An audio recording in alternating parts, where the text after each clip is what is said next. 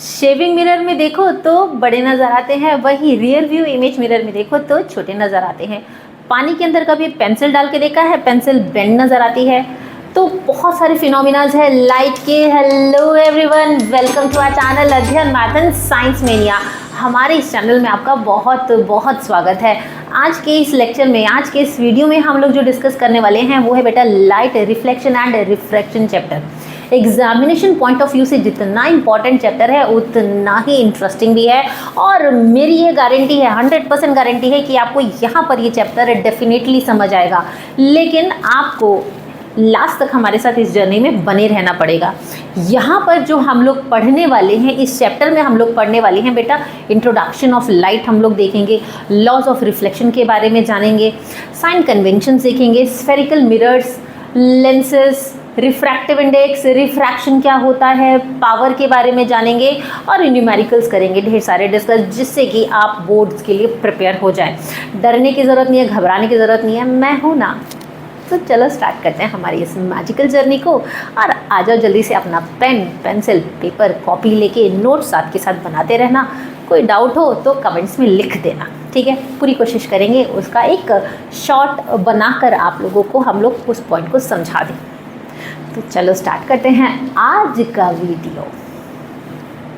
तो वीडियो के इस पार्ट में हम लोग डिस्कस करेंगे introduction of light, laws of reflection, plane mirror, ठीक है, और टाइप्स ऑफ रिफ्लेक्शन के बारे में हम लोग जानेंगे।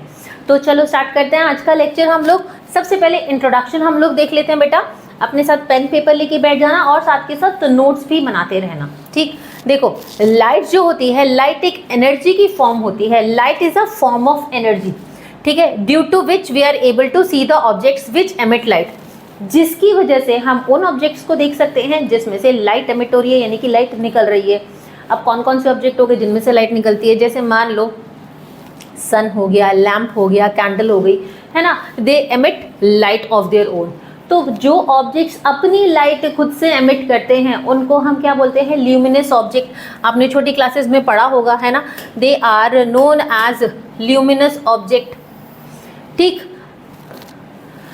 And there are objects like table, chair, book, और ऐसे भी ऑब्जेक्ट्स होते हैं जैसे टेबल हो गया, चेयर हो गया, बुक हो गई, है ना। बहुत सारे ऑब्जेक्ट्स हैं जो अपनी लाइट तो एमिट नहीं करते लेकिन फिर भी हमको वो नजर आते हैं, which are not luminous object, है ना, दे आर नॉट ल्यूमिनस क्योंकि लाइट तो एमिट नहीं कर रहे वो अपनी, and still we are able to see them, and this happen because they reflected light which falls on them from a luminous object. तो ऐसा क्या होता है कि वो ऑब्जेक्ट हमको दिखता है। चलो इसको एक एग्जांपल से हम लोग देख लेते हैं। मान लो आप एक कमरे के अंदर बॉल से खेल रहे हो, ठीक है।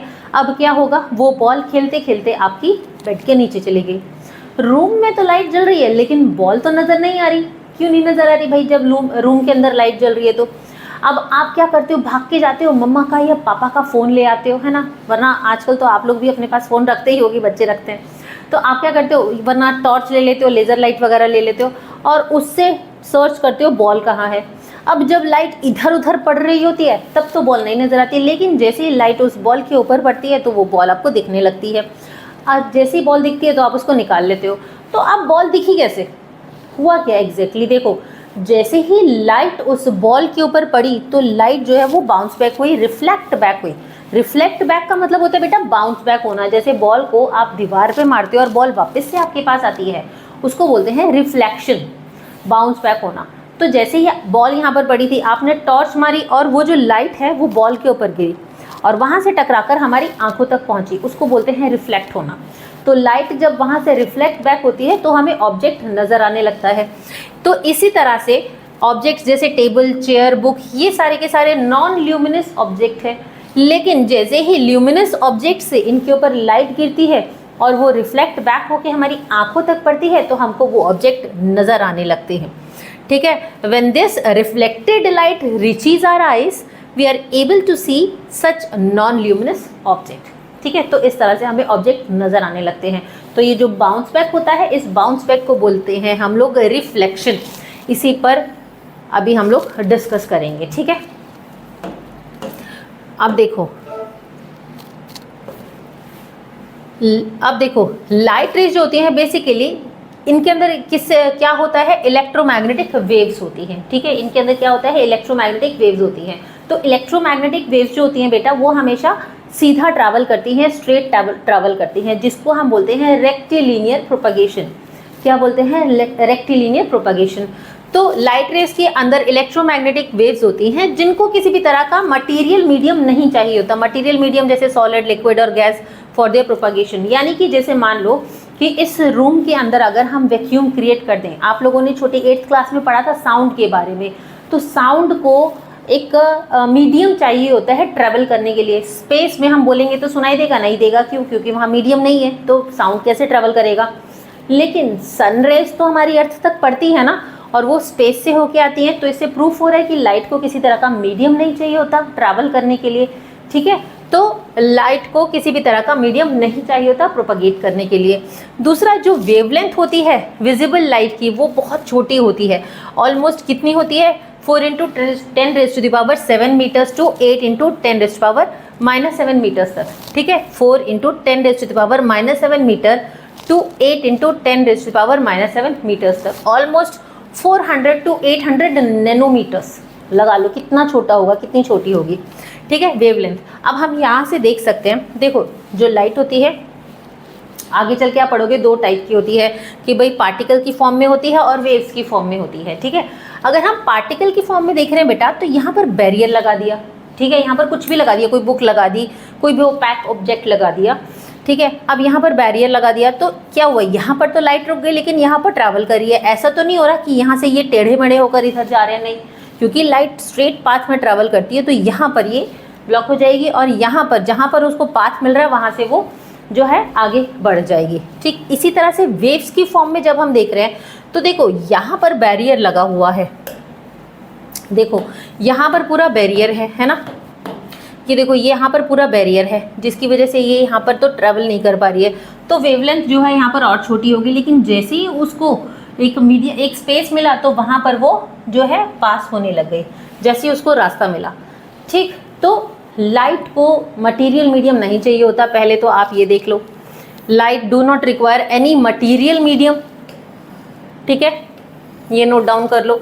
For their propagation. दूसरा जो वेवलेंथ होती है विजिबल लाइट की, वो बहुत स्मॉल होती है, almost 400 to 800 nanometer, 4 × 10⁻⁻7 meters to 8 × 10⁻⁻7 meters तक होती है, ठीक है। चलो इतना हमने देख लिया, अब आगे देख लेते हैं। देखो जो स्पीड ऑफ लाइट होती है, लाइट वेव्स जो होती हैं, लाइट की जो स्पीड होती है वो किस पे डिपेंड करती है, मीडियम पे डिपेंड करती है, कि भाई कौन से मीडियम से वो ट्रैवल कर रही है। अब मीडियम वर्ड आ गया, मीडियम वर्ड को सुन के घबराना मत, क्यों, क्योंकि मीडियम का मतलब हो गया बेटा कि जैसे अगर मैं इस मीडियम की बात करूं, अभी आप जहां बैठे हैं तो एयर है ना, यहाँ के जो पार्टिकल्स हैं ये सब एक दूसरे से बहुत दूर दूर हैं, पास पास नहीं है, ये पार्टिकल्स दूर दूर हैं, तभी हम बोल रहे हैं, है ना। तो ये मीडियम हो गया रेयर मीडियम, ठीक है। और पानी वाला मीडियम, पानी के अंदर अगर गए तो वो हो जाता है डेंसर मीडियम। डेंसर मतलब जहाँ पर पार्टिकल्स की डेंसिटी ज़्यादा है, ये डेंसिटी ज़्यादा मतलब पास पास है। तो कुछ इस तरह से हम रेयर मीडियम को डिस्कस कर लेंगे, बता देंगे भाई इसके पार्टिकल्स दूर दूर हैं, ठीक है। और कुछ इस तरह से हम डेंसर को दिखा देंगे, पास पास पास पास आ जाएंगे, ये एकदम एकदम पास पास पास पास, ठीक है। तो ये तो हो गया रेयर मीडियम जहाँ पार्टिकल्स दूर दूर हैं, और ये हो गया डेंसर मीडियम, ठीक है, जिसमें पार्टिकल्स की डेंसिटी ज़्यादा है। तो अब जो लाइट की जो स्पीड है वो किस पे डिपेंड करती है, ये डिपेंड करती है कि कौन से मीडियम से वो पास हो रही है, ठीक है। अब आप खुद को लगा लो, खुद को देख लो, आप दौड़ते हुए जा रहे हो, ठीक है, आप नॉर्मली दौड़ते हुए जा रहे हो, और वहाँ पर जो है ज़्यादा कोई भीड़ नहीं है। मैं नॉर्मली आपको यहाँ से यहाँ तक एक बोल दूँगी, यहाँ से यहाँ तक दौड़ के दिखाओ, कोई भी एक छोटा सा डिस्टेंस दे दिया और पूरा खाली पड़ा है वो रोड, तो आप खूब तेज़ी से दौड़ लोगे। अब क्या हुआ, अचानक से नदी आ गई, और उस रिवर में आपको जंप करने के लिए बोला कि बेटा अब इस पर जंप करो और फिर उतनी ही तेज़ी से दौड़ो, तो आप सेम फोर्स के साथ क्या दौड़ पाओगे? फोर्स तो सेम लगाओगे, लेकिन स्पीड तो सेम नहीं रहेगी ना, स्पीड में डिफरेंस आएगा। वही लाइट के साथ होता है कि लाइट की भी स्पीड जो है वो मीडियम के चेंज होते ही चेंज हो जाती है, ठीक है। तो स्पीड ऑफ लाइट वेव्स किस पे डिपेंड करती है? मीडियम पे डिपेंड करती है, अभी हम लोगों ने समझा। अब अगर हम बात करें कि भाई speed of light in air and speed of light in vacuum, तो एयर में और वैक्यूम में जो स्पीड होती है लाइट की वो कितनी होती है? 3 × 10⁸ मीटर पर सेकेंड। अब आप बोलोगे मैम एयर में तो पार्टिकल्स हैं, तब तो स्पीड समझ आ रही है, लेकिन वैक्यूम में तो पार्टिकल्स नहीं है, फिर कैसे सेम स्पीड हो सकती है? तो बेटा बहुत माइनर डिफरेंस होता है, कितना? 1.0003 टाइम्स स्लोअर होती है एयर में एज कंपेयर टू वैक्यूम। ठीक है, वैक्यूम में ज़्यादा तेज़ होती है। कितनी तेज़ होती है? बहुत माइनर डिफरेंस है। अब देखो अगर हम एयर की बात करेंगे ना, तो एयर के अंदर कितनी स्पीड होती है? 29,97,92,458 मीटर पर सेकेंड। ठीक है, और अगर हम वैक्यूम की बात करेंगे तो वैक्यूम में कितनी होती है? 29,97,02,547 मीटर पर सेकेंड की स्पीड होती है किसमें? वैक्यूम में। ठीक है, अब कितना टाइम स्लोअर हुआ? 1.0003 टाइम्स जो है स्लोअर है एयर में एज कंपेयर टू वैक्यूम। ठीक, तो यहाँ तो इसको राउंड ऑफ करके कितना ले लेते हैं? 3 × 10⁸, क्योंकि ऑलमोस्ट सेम ही है ना। देखो राउंड ऑफ करोगे 2997 तो ऑलमोस्ट सेम आ रहा है, तो राउंड ऑफ करके 3 ही ले लेते हैं इसको। ठीक, अब अगर हम बात करेंगे कि भाई अब मीडियम चेंज किया, कि वाटर का मीडियम ले लिया और ग्लास का मीडियम ले लिया, तो वाटर के पार्टिकल्स पास पास होते हैं ना, तो वाटर के अंदर जो स्पीड ऑफ लाइट होती है वो कितनी होती है बेटा? वाटर में स्पीड ऑफ लाइट होती है 2.2 × 10⁸ मीटर पर सेकेंड। ठीक है, और अगर हम ग्लास की बात करें तो ग्लास में स्पीड ऑफ लाइट होती है 2 × 10⁸ मीटर पर सेकेंड। ठीक, तो मीडियम चेंज होते ही हमें दिख रहा है कि भाई स्पीड भी चेंज हो रही है लाइट की। ठीक, तो आई होप आपने नोट कर लिया होगा। तो चलो आगे बढ़ जाते हैं अब हम जल्दी से। तो नेक्स्ट हमें दिया है कि भाई जब भी लाइट किसी सरफेस के ऊपर गिरती है, किसी भी ऑब्जेक्ट के सरफेस के ऊपर गिरती है, तो 3 चीज़ें होती हैं। क्या क्या? या तो लाइट ऑब्जर्व होगी, या ट्रांसमिट होगी, या रिफ्लेक्ट होगी। अब ऑब्जॉर्प्शन कब हो रहा है? गर्मियों में ब्लैक कपड़े पहन के जाते हैं, है ना, तो गर्मी कम लगती है। उसका रीज़न क्या है? क्योंकि ब्लैक कलर जो होता है लाइट को ऑब्जर्व कर लेता है, सोख लेता है। ठीक है, ऐसा नहीं है कि मैक्सिमम हीट वो सनलाइट मैक्सिमम सनलाइट अट्रैक्ट कर रहा है, नहीं, जितनी सब कलर्स पे सनलाइट पड़ती है उतनी ही ब्लैक पे पड़ती है, लेकिन ब्लैक कलर लाइट को ऑब्जर्व कर लेता है। ठीक है, तो अगर कोई भी ऑब्जेक्ट लाइट को, जो भी लाइट उसके ऊपर गिर रही है उसको ऑब्जर्व कर रहा है, तो वो हमें कैसा दिखेगा? परफेक्टली ब्लैक दिखेगा। Alright, for example black board. ठीक, ट्रांसमिटेड का मतलब क्या होता है? शीशे देखें, शीशे कौन सा? मिरर की बात नहीं हो रही है, ग्लास की बात हो रही है। खिड़की का कांच है ना, हमें आर पार सब नज़र आता है। तो कोई भी ऑब्जेक्ट जब लाइट को ट्रांसमिट करता है, यानी कि अपने में से, अपने अंदर से उसको पास थ्रू होने के लिए अलाउ कर देता है, तो हमें वो ऑब्जेक्ट जो है ट्रांसपेरेंट नज़र, तो हमें बाहर की चीज़ें जो हैं वो इजीली अंदर बैठे बैठे नज़र आती हैं। ठीक है, तो उनको ट्रांसपेरेंट भी बोलते हैं हम लोग, राइट। फिर उसके बाद बात आ जाती है रिफ्लेक्टेड की। तो कोई भी ऑब्जेक्ट जब लाइट को अपने ऊपर गिर के, भाई रिफ्लेक्शन का मतलब अभी बताया, बाउंस बैक होना। बुक हो गई, टेबल हो गया, चेयर हो गई, वॉल हो गई, ये क्या कर रहे हैं? लाइट को ट्रांसपेरेंट थोड़ी हैं जो पास थ्रू कर रहे हैं, लेकिन फिर भी चीज़ें हमें दिखती हैं, तो यानी कि उसे टकरा कर बाउंस बैक होके वापस से हमारी आंखों में गिरेगी। तो कोई भी ऑब्जेक्ट जब लाइट रेज को अपने ऊपर गिर के वापस से भेजता है अपने सरफेस से, तो उसको हम बोलते हैं रिफ्लेक्टेड लाइट। ठीक है, वो रिफ्लेक्ट कर रहा है लाइट को। जैसे फॉर एग्जाम्पल यहाँ सनलाइट है, ये सनलाइट जैसे ही इस रोज़ फ्लावर के ऊपर गिरी, तो ये जो पर्सन है, इनकी आइज यहाँ से रोज़ फ्लावर के ऊपर गिर के ये लाइट जो है ये इस पर्सन की आइज में गई। तब इस पर्सन को समझ आया, ओहो अच्छा ये तो गुलाब का फूल है। ठीक है, तो इसको बोलते हैं बेटा रिफ्लेक्शन। ठीक है, अभी और डिटेल में हम लोग पढ़ेंगे। अब देखो, reflection on a plane mirror. सबसे पहले हम प्लेन मिरर के बारे में जान लेते हैं कि भाई प्लेन मिरर के ऊपर जब रिफ्लेक्शन होता है तो क्या क्या होता है। तो पहले हम लोग पढ़ लेते हैं रिफ्लेक्शन होता क्या है। ठीक है, रिफ्लेक्शन ऑफ लाइट। तो देखो, एक ऐसा प्रोसेस जिसमें लाइट जब किसी भी सरफेस के ऊपर गिरती है तो वहां से वो बाउंस बैक होके चली जाती है। The process of sending back light rays जो है वो सेंड बैक हो रही है, वापस से जा रही है, बाउंस बैक हो रही है, विच falls on the surface of object is called reflection of light. यानी कि जैसे ये टॉर्च की लाइट हमने इधर मारी, इस सरफेस के ऊपर मारी, तो यहाँ से ये बाउंस बैक हो गई ना, इस प्रोसेस को बोलेंगे हम लोग रिफ्लेक्शन। इस प्रोसेस को क्या बोलते हैं बेटा? रिफ्लेक्शन। ठीक है। अब सिल्वर मेटल जो होता है, silver metal is one of the best reflectors of light आ जाता है। ये आपके असर्शन रीजन में भी पूछ सकते हैं, एमसीक्यूज में भी पूछ सकते हैं। ठीक है, तो ध्यान से इसको समझ लेना कि जो सिल्वर मेटल होता है वो one of the best reflectors होता है लाइट का। चलो भाई, ये भी समझ आ गया। अब देखो, मिरर्स जो होते हैं, mirrors we use on our dressing table in our home are plane mirror. हमारे ड्रेसिंग टेबल में जिन मिरर्स को हम लोग यूज करते हैं प्लेन मिरर्स होते हैं ना, है ना। तो a ray of light is the straight line along which the light travel and a bundle of light rays is called a beam of light। अब देखो, जैसे अभी आपको बताया था कि भाई लाइट जो होती है वो स्ट्रेट पाथ में ट्रेवल करती है, उसको क्या बोलते हैं? Rectilinear propagation. तो वो जो स्ट्रेट पाथ में ट्रेवल कर रही है ना बेटा, उसको बोलेंगे रे ऑफ लाइट। ठीक है, वो जो स्ट्रेट पाथ में ट्रेवल कर रही है that will called ray of light. और ऐसे ही बंडल ऑफ लाइट्स जब हो जाती हैं तो उसको बोलते हैं बीम। ठीक है, उसको बोलते हैं बीम ऑफ लाइट। तो अब देखो,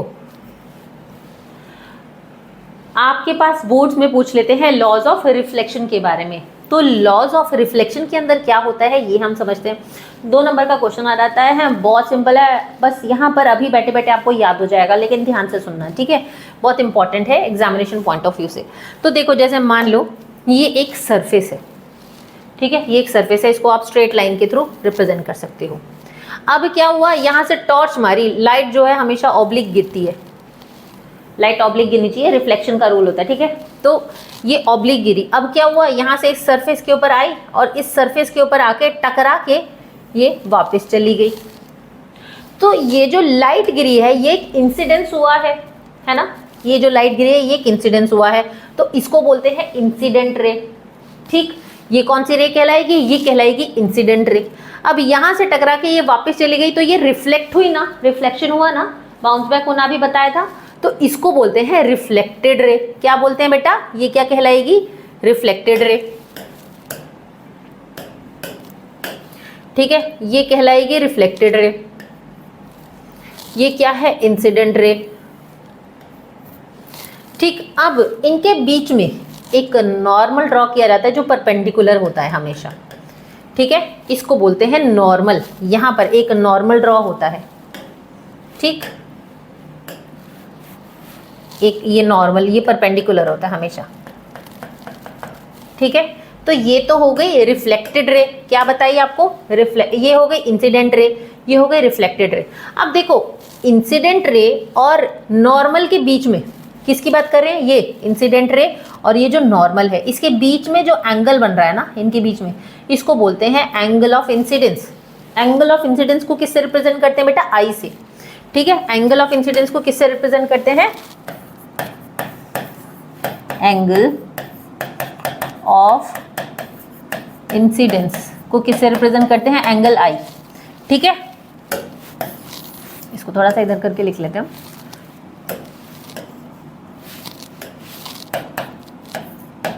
और एंगल ऑफ रिफ्लेक्शन को किससे रिप्रेजेंट करते हैं बेटा? एंगल ऑफ रिफ्लेक्शन को रिप्रेजेंट करते हैं एंगल आर से। ठीक है, इसको रिप्रेजेंट करते हैं एंगल आर से। तो ये तो हो गया एंगल ऑफ इंसिडेंस। ठीक है, इसके बीच का, किसके बीच का? यहाँ पर हमने ले लिया था, ये देखो, ये और ये। तो यहाँ पर ये कहलाएगा एंगल ऑफ इंसिडेंस। जो इंसिडेंट रे और नॉर्मल के बीच में जो एंगल बनता है उसको बोलते हैं एंगल ऑफ इंसिडेंस। और नॉर्मल और रिफ्लेक्टेड रे के बीच में जो एंगल बनेगा उसको बोला जाता है एंगल ऑफ रिफ्रैक्शन। तो उसको बोलते हैं आर। ठीक है, इसको बोलते हैं आर। इसको आर से रिप्रेजेंट करते हैं, एंगल आर से। ऑलराइट, तो अब इसमें हमारे लॉज होते हैं। तो अगर आपका 2 नंबर का क्वेश्चन आएगा बेटा, तो इसको आपको करना कैसे है? आपको एक तो ये डायग्राम बनाना है। ठीक है, जिसमें आपको एक सरफेस बना देना है इस तरह से। आप इस तरह से बनाओगे, आप वहाँ शीशा तो बनाओगे नहीं, है ना, तो आप इसको बनाओगे देखो कुछ इस तरह से। तो यहाँ पे तो बना देना सरफेस ये मिरर का, ठीक है। ये हो गया इंसिडेंट और ये हो गया एंगल ऑफ इंसिडेंस, ये हो गया एंगल ऑफ रिफ्लेक्शन। यहाँ पर लिख देना इंसिडेंट रे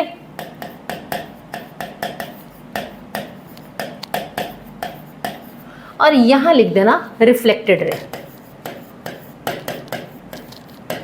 रिफ्लेक्टेड रे, पहला काम तो आप ये करोगे और यहाँ लिख देना नॉर्मल। यहाँ क्या लिखोगे? नॉर्मल। कुछ इस तरह से आप इसको बना के आओगे, ठीक है। और दूसरी चीज़ आपको क्या लिखने हैं? अब लॉज लिखने हैं। पहला ये बनाओगे और उसके बाद लॉस। तो 1 नंबर का आपका ये हो जाएगा, आधे आधे नंबर की लॉस हो जाएंगे 2 नंबर का क्वेश्चन हुआ तो, ठीक। तो पहला लॉ क्या होता है? देखो बेटा, पहला लॉ होता है कि भाई एंगल ऑफ इंसिडेंस जो होता है वो किसके बराबर होता है? एंगल ऑफ रिफ्लेक्शन के बराबर होता है।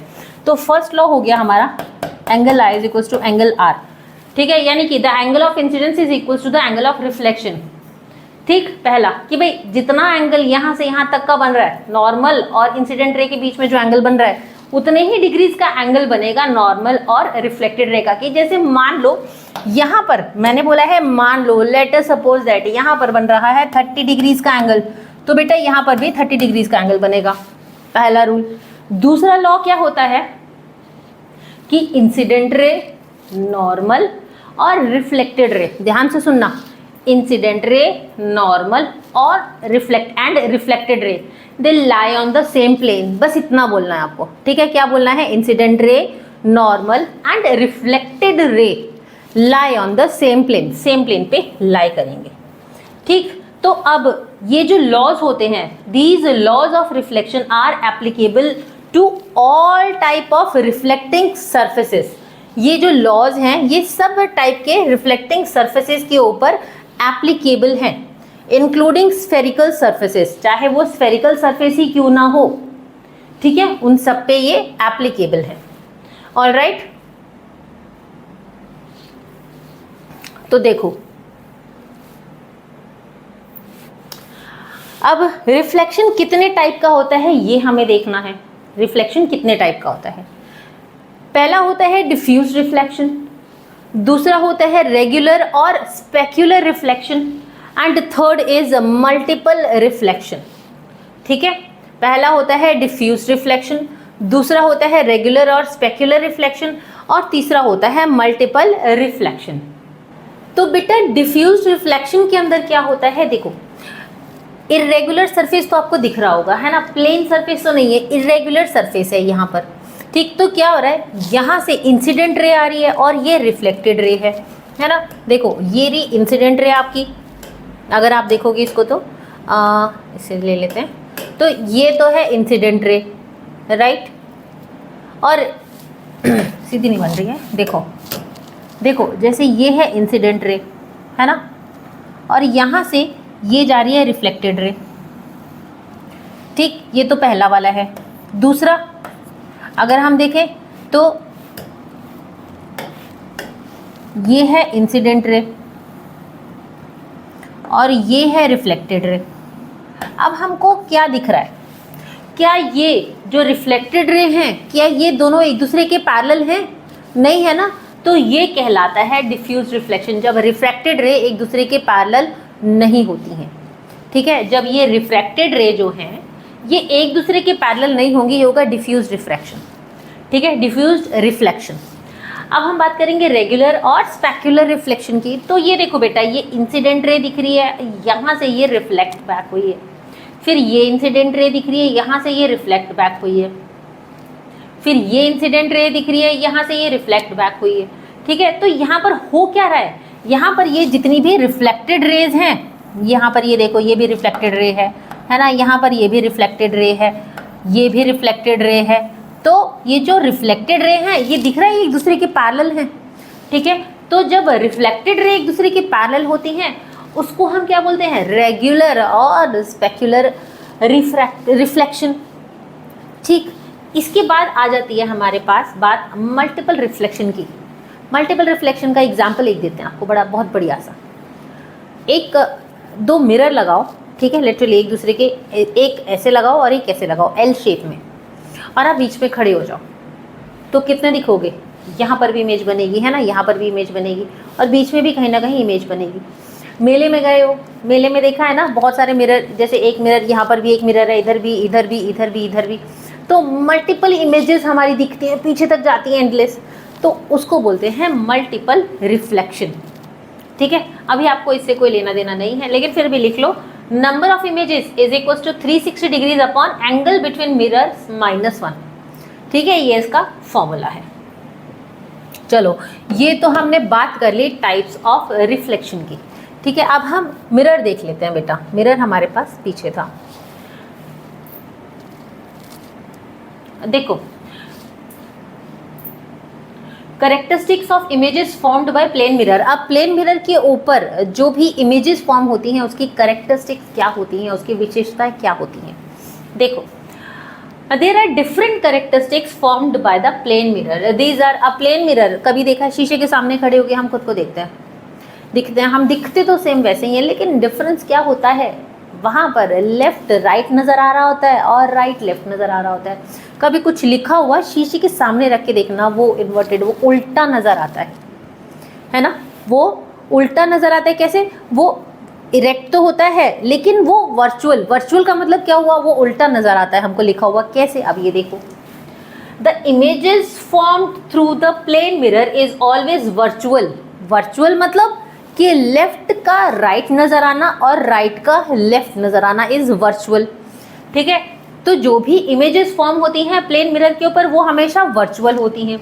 ठीक है, the image that can not be obtained on screen, तो वर्चुअल होती है और इरेक्ट होती है, यानी कि अपराइट होती है, स्ट्रेट होती है। अब जैसे ये ऑब्जेक्ट प्लेस्ड है, ठीक है, हमने एक ट्री रखा है और सामने एक प्लेन मिरर है। अब ये ट्री, इस पे इसकी इमेज की फॉर्मेशन हो रही है, लेकिन देखो ये इरेक्ट है यानी कि सीधा है, और जो इसकी इमेज की फॉर्मेशन होगी बेटा वर्चुअल होगी। वर्चुअल का मतलब लेफ्ट जो है वो राइट नज़र आएगा, राइट जो है वो लेफ्ट नज़र आएगा। तो जो साइज होता है ऑब्जेक्ट का and the size of the image both are equal. यहाँ पर ऑब्जेक्ट का और इमेज का साइज सेम होता है, ऑब्जेक्ट का और इमेज का साइज भी सेम होगा। ठीक है, तो यहाँ पर देखो ये सरफेस हो गया, ठीक है, यहाँ से लाइट पड़ी, यहाँ पर स्ट्राइक की सरफेस के ऊपर, और यहाँ से बाउंस बैक होके रिफ्लेक्ट बैक हुई है ना, यहाँ से ये बाउंस बैक होके रिफ्लेक्ट बैक हुई है। ये देखो, ये लाइट यहाँ से सरफेस के ऊपर पड़ी और यहाँ से बाउंस बैक हुई, ये रिफ्लेक्टेड रे है, ये नॉर्मल है, ये इंसिडेंट है ना, और ये नॉर्मल है ऑब्जेक्ट की। ठीक है, तो इसको बोलेंगे इंसिडेंट रे, इसको बोलेंगे रिफ्लेक्टेड रे। ठीक है, ये होगी इंसिडेंट रे, ये होगी रिफ्लेक्टेड रे। और एंगल कौन सा बन रहा है बेटा? एंगल ऑफ इंसिडेंस, और दूसरा एंगल ऑफ रिफ्लेक्शन बन रहा है। ठीक है, अब दोनों के दोनों एंगल जो हैं वो सेम होंगे। पहला लॉ जो अभी हमने पढ़ा था कि भाई angle of incidence is equals to angle of reflection. दूसरा लॉ हमने क्या पढ़ा था कि incident ray, normal and reflected ray lie on the same plane. ठीक है, तो यहाँ पर इमेज की फॉर्मेशन हो रही है प्लेन मिरर में। कैसे इमेज की फॉर्मेशन होती है? Virtual and erect. Virtual and erect का मतलब कि भाई वर्चुअल मतलब लेफ्ट जो है वो राइट आ जाता है और राइट जो है वो लेफ्ट आ जाता है। दूसरी चीज़ इरेक्ट होती है। ठीक है, दूसरी चीज़ क्या बोला था कि ऑब्जेक्ट का साइज और इमेज का साइज जो है वो सेम होता है। ठीक है, अब देखो, the distance at which the object is placed is the same as the distance between the image obtained. यानी कि जितने डिस्टेंस पे ऑब्जेक्ट होगा उतने ही डिस्टेंस पे इमेज भी होगी। कैसे? आप कभी शीशे के सामने खड़े होकर देखना, आप दूर दूर जाते जाते हो तो आपकी जो इमेज की फॉर्मेशन हो रही होती है वो भी दूर दूर जाती जाती है ना, वो भी छोटी होती जाती है। तो जो ऑब्जेक्ट का डिस्टेंस होगा उतना ही मिरर से इमेज का भी डिस्टेंस होगा। बात समझे? जैसे मान लो यहाँ पर ये ऑब्जेक्ट है, ठीक है, इस ऑब्जेक्ट का ये डिस्टेंस है, तो इतने ही डिस्टेंस पे इमेज भी होगी। ठीक है, जैसे मान लो इस ऑब्जेक्ट, ये मिरर से, इस मिरर से इस ऑब्जेक्ट के बीच का जो डिस्टेंस है वो कितना है बेटा? मान लो हम मान लेते हैं 5 मीटर का। ठीक है, तो यहाँ पर ये क्या आ गया, तो यहाँ पर जो इमेज के बीच का डिस्टेंस, इमेज का मिरर से डिस्टेंस होगा वो भी सेम 5 मीटर्स का ही होगा। तो टोटल डिस्टेंस की अगर हम बात करेंगे, मैंने ये बोला ये मिरर से ऑब्जेक्ट का डिस्टेंस है 5 मीटर, तो मिरर से इमेज का भी डिस्टेंस 5 मीटर होगा। अब अगर मैं ऑब्जेक्ट और इमेज के बीच का डिस्टेंस चेक करूं तो कितना होगा 5 + 5, 5 मीटर प्लस 5 मीटर, 10 मीटर्स का डिस्टेंस होगा ना बेटा, है ना। ऑब्जेक्ट और इमेज के बीच का डिस्टेंस कितना हुआ, टोटल डिस्टेंस 10 मीटर्स का। ऑल राइट, तो क्या बोला इन्होंने कि the distance at which the object is placed is the same as the distance between the image obtained. ठीक है। Laterally inverted image, that is the right side of the image object appears on the left side behind the mirror are obtained। और ये कहाँ पर देखो, mirror the जो image की formation होगी ना प्लेन मिरर्स में, वो बिहाइंड द मिरर होगी, यानी कि मिरर के पीछे होगी। और कैसी होगी इमेज की फॉर्मेशन, लिटरली। एक तो होगी वर्चुअल, एक तो होगी वर्चुअल इमेज की फॉर्मेशन।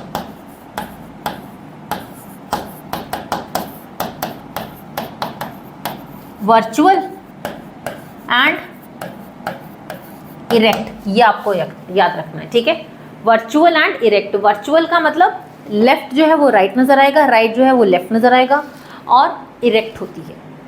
ठीक, तो ये था हमारा मिरर। पार्ट 1 में हम लोगों ने डिस्कस किया लाइट का इंट्रोडक्शन, लॉज ऑफ रिफ्लेक्शन के बारे में, है ना, और हमने टाइप्स ऑफ रिफ्लेक्शन पढ़ा और मिरर के बारे में जाना। नेक्स्ट पार्ट में हम लोग मिरर, स्फेरिकल मिरर्स के बारे में बात करेंगे बेटा, कॉनकेव मिरर और कॉन्वेक्स मिरर, और इमेज फॉर्मेशन के बारे में जानेंगे। बहुत इंपॉर्टेंट है एग्जामिनेशन पॉइंट ऑफ व्यू से। तब तक इसके रिवीजन कीजिए। जो भी प्रॉब्लम हो, जो भी डाउट हो, आप कमेंट में मेंशन कीजिए। ठीक है, और पूरी कोशिश करेंगे आपको उसका रिप्लाई देने की। Till then, keep practicing, keep learning, and if you like our videos, then please like, comment, share and subscribe our channel. Till then, bye.